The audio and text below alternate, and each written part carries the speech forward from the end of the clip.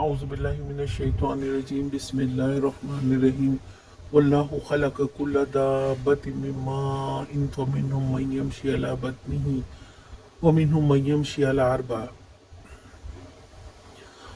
من یمشی علی اربع یخلق اللہ ما یشاء ان اللہ علی کل شیء قدیر۔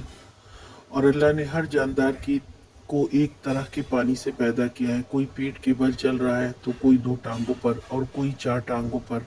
جو کچھ وہ چاہتا ہے پیدا کرتا ہے، وہ ہر چیز پر قادر ہے۔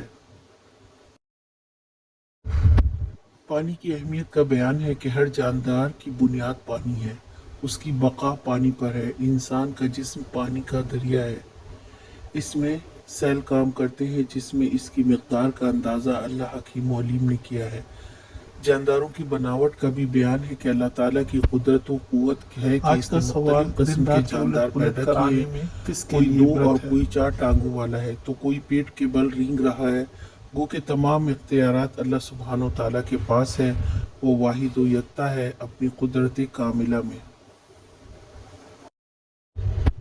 آج کا سوال، تمام جانداروں کی بنیاد کس چیز پر ہے؟